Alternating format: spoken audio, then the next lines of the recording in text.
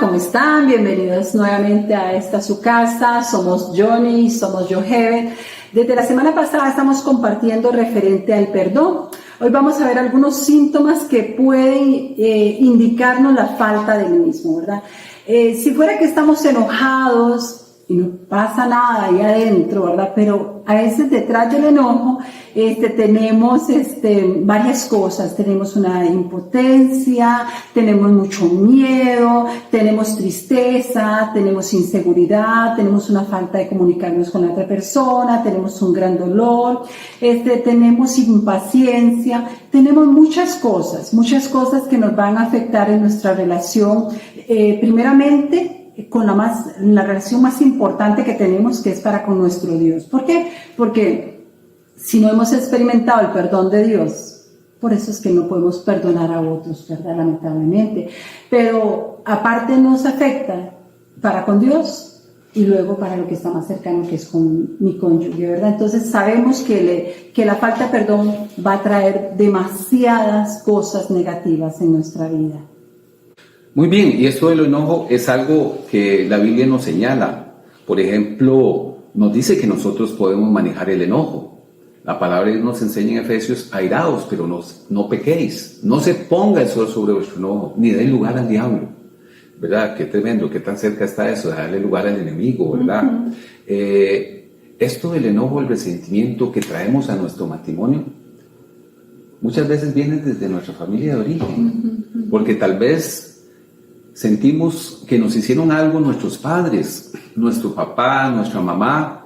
Se dio alguna situación y sentimos enojo contra ellos. Sentimos que ellos hicieron una cosa que no deberían de haber hecho y nos sentimos enojados. Y desde ahí traemos eso y muchas veces lo reflejamos en nuestro matrimonio.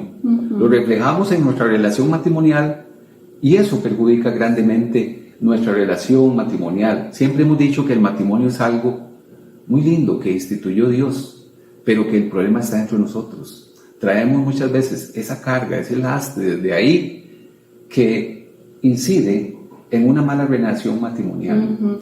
Inclusive tal vez mi papá me falló, o no tuve papá, como en mi caso, y lamentablemente no tenemos como algo bueno como para poder estar sanas, y entonces llegamos y nos casamos y nuestro esposo hace algo tal vez hasta inconsciente, sin saber lo que puede estar produciendo en mí. Inmediatamente yo lo relaciono al rechazo que tuve de mi papá, lo relaciono a la agresión que tuve de mi papá, pero es que es muy diferente. A veces ellos ni saben por qué uno explota de la manera que explota, y lo que menos están viendo es que yo lo estoy viendo como lo que el faltante de mi papá o de mi familia se lo estoy cobrando, como quien dice, le estoy pasando la factura. Entonces tenemos que tener cuidado.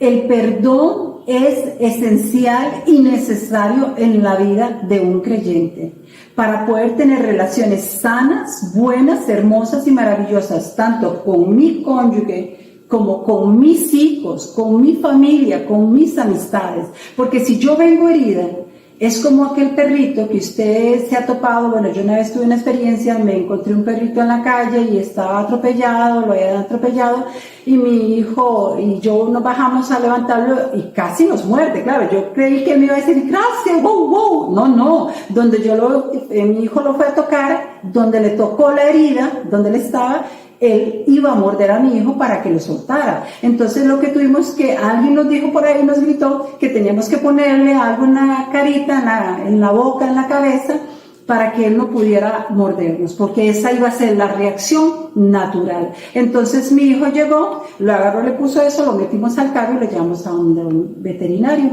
Entonces, ¿qué quiero decirle?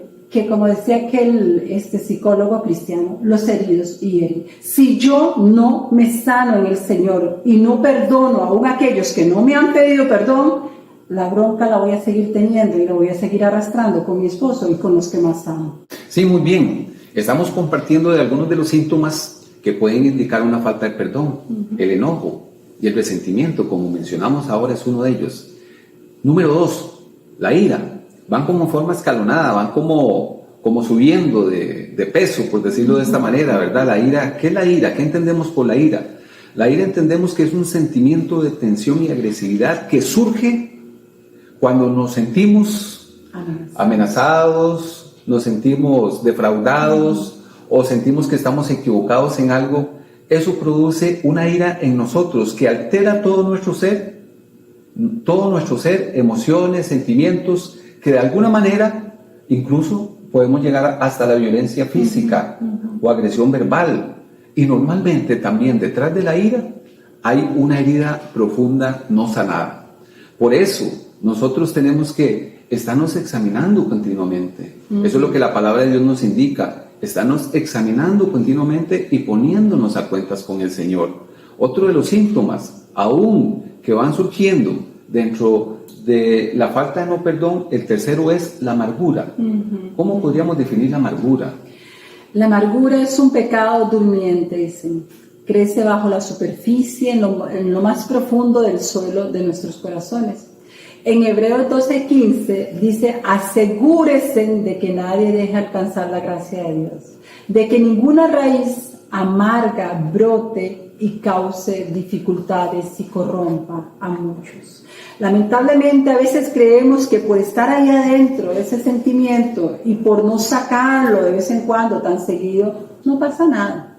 Que yo llevo eso y Dios conoce que ahí lo llevo, pero no pasa nada. Déjeme decir una cosa: sí va a salir en cualquier momento y te va a traicionar esa amargura que está ahí y te va a enfermar espiritualmente, y lo que va a lograr es crear una distancia primeramente para con Dios, porque cuando nosotros permitimos que la amargura, la ira, el enojo y la falta de perdón se enseñoreen, al final nos terminamos creando una enemistad con Dios. ¿Saben por qué? Porque termino diciendo: es que si Dios hubiera sido, es que si Dios hubiera estado conmigo, es que si Dios, al final trasladamos lo que me hicieron otros, o lo que yo hice, o lo que pasó, las circunstancias alrededor, se las trasladamos, que si Dios hubiera estado conmigo, que si Él no lo hubiera permitido. Al final caemos en la insensatez de echarle a Dios la culpa y de enojarnos contra Él y contra los que están alrededor nuestro. Entonces la amargura, mis amores, la amargura es un veneno para todo el cuerpo. El resentimiento, la amargura, el odio y la falta de perdón pueden producir úlceras, hipertensión arterial y docenas de otras enfermedades. Inclusive no lo estamos diciendo nosotros los cristianos, lo están diciendo los médicos. Dicen que el 90% de las enfermedades tienen su origen en los enojos, miedos, resentimientos y amarguras.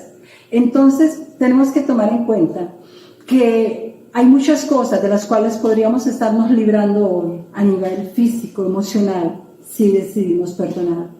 El Señor dice: el Señor nunca tuvo la intención que nosotros tuviéramos un saco para todas esas cosas no resueltas. Él quiere que vivamos el día a día sanando las faltas de otros y las propias. ¿Por qué guardamos todos estos sentimientos pecaminosos en nuestro corazón?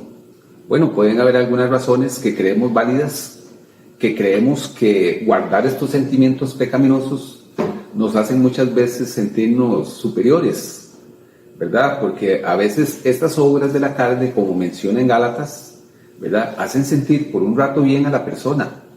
Incluso yo he escuchado personas que dicen: les dije las 4 verdades, y como que sacan pecho, o sea, es decir, se sienten superiores, pero la palabra de Dios nos dice que eso es una obra de la carne, ¿verdad? O a veces nos gusta llevar cuentas. Este me hizo esto, entonces le llevo esa cuenta, le llevo esa factura ahí y me siento bien llevando eso. ¿Por qué? Porque engañoso es el corazón más que todas las cosas, dice la palabra de Dios.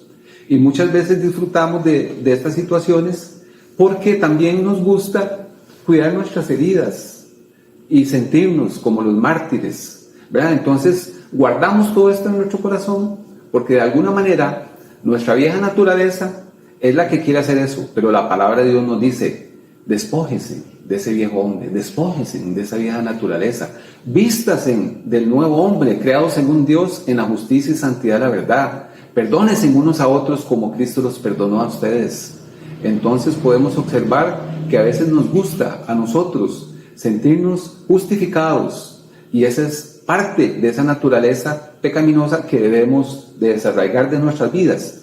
¿Cuál sería, digamos, el versículo clave para esta enseñanza? El versículo clave sería Efesios 4:31, donde dice: abandonen toda amargura, ira, enojo, gritos, calumnias y toda forma de malicia. Y dice: más bien sean bondadosos, compasivos unos con otros y perdonándose mutuamente, así como Dios los perdonó a ustedes en Cristo. Muchas veces hay gente que tiene años de estarle pidiendo a Dios poder perdonar a esa persona. Hay mucha gente muy sincera, por cierto, y les valoramos el habernos dicho, muchos de ellos en consejerías. Y dice: es que yo le pedí a Dios que me quitara este sentimiento que yo tengo contra Él, este enojo, yo le pedí a Dios, pero ya han pasado 20 años y Dios no me lo ha quitado, y por algo será. Le aseguro que no depende de Dios. Ya Dios dio la muestra mayor de perdonarnos sin que nosotros le hayamos pedido perdón. Ya Él vino a morir en una cruz del Calvario, ya Él derramó su sangre, Él fue totalmente expuesto por todo lo que usted y yo teníamos que pagar. No depende de Dios. Cuando usted recibe a Jesucristo como Señor y Salvador, es derramado el amor de Dios en usted, es derramado la gracia, el perdón, la misericordia. O sea, Dios no tiene otra cosa que darle a usted sino la parte que conviene acá de parte suya y mía, es la obediencia. Es perdonar porque es una decisión, es perdonar para liberar a la otra persona, no porque la otra persona no tenga culpa. Nosotros no queremos decir que alguien que lo ofendió, alguien que le traicionó, alguien que le hizo daño no es responsable. Sí es responsable, pero esta parte la vamos a dejar que sea Dios con él. Y muchas veces podemos observar en consejería que lo hemos escuchado, que dicen, les decimos: sí, perdone. Hombre, si supiera lo que él me dijo, si supiera lo que él me hizo, esto es imperdonable, yo eso no lo puedo perdonar, ni siquiera lo puedo mencionar con mis palabras, ¿verdad? Y entonces a veces dice: no lo puedo olvidar.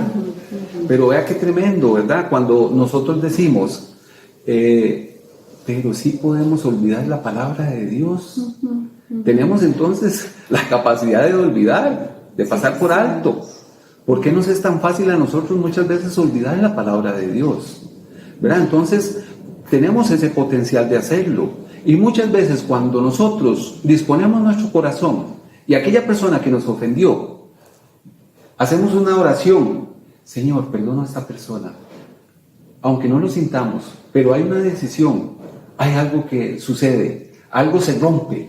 Y aunque no lo sintamos y aunque no se nos esté pidiendo perdón, porque la palabra de Dios dice: si usted trae la ofrenda y tiene algo contra usted, vaya usted y pídale perdón. O sea, la palabra de Dios es muy, pero muy fina en eso. Entonces tenemos que tener claro: yo decido perdonar para estar yo sana.